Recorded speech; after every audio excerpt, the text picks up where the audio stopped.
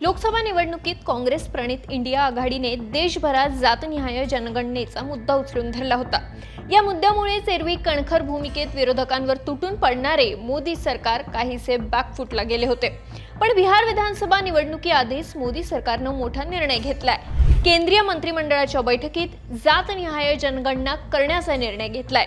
पंतप्रधान नरेंद्र मोदींच्या नेतृत्वाखाली आज केंद्रीय मंत्रिमंडळाची महत्त्वपूर्ण बैठक पार पडली। पहलगाम हल्ल्यानंतर केंद्रातील एनडीए सरकारची ही पहिलीच बैठक होती, त्यामुळे या बैठकीकडे सर्वांचंच लक्ष लागलेलं होतं।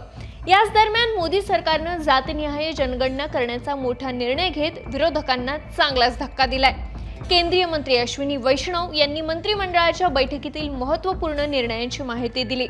याच निर्णयांमध्ये जातनिहाय जनगणनेच्याही निर्णयाचा समावेश आहे। आगामी बिहार विधानसभा निवडणुकीच्या पार्श्वभूमीवर केंद्र सरकारचा हा मोठा निर्णय मानला जातोय। अश्विनी वैष्णव म्हणाले, देशात 1947 नंतर आजपर्यंत जातनिहाय जनगणना करण्यात आलेली नाही। याआधी काँग्रेसकडून जातनिहाय जनगणनेऐवजी जातनिहाय सर्वेक्षण करण्यात आलं होतं। यूपीए सरकारच्या काळात काही राज्यांनी राजकीय दृष्टिकोनातून जातनिहाय सर्वेक्षण केल्याची माहिती त्यांनी यावेळी दिली।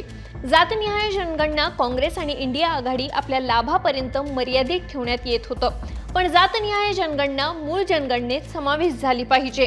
नरेंद्र मोदी यांच्या अध्यक्षतेखाली झालेल्या कॅबिनेट अफेअर्सच्या बैठकीत जातनिहाय जनगणनेला आगामी काळातील जनगणनेत समाविष्ट करण्यात येईल, असंही मंत्री वैष्णव यांनी यावेळी सांगितलं।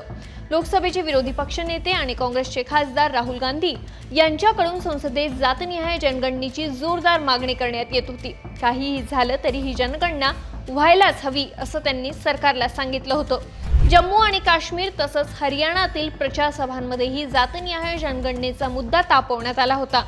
त्याचमुळे भाजप आणि मित्र पक्षांच्या एनडीए सरकारला अखेर विरोधकांच्या या मुद्द्याची दखल घ्यावी लागली आहे। जातनिहाय जनगणनेवर तुमचं मत आम्हाला कमेंट करून सांगा आणि सरकारनामाला सबस्क्राईब करायला विसरू नका।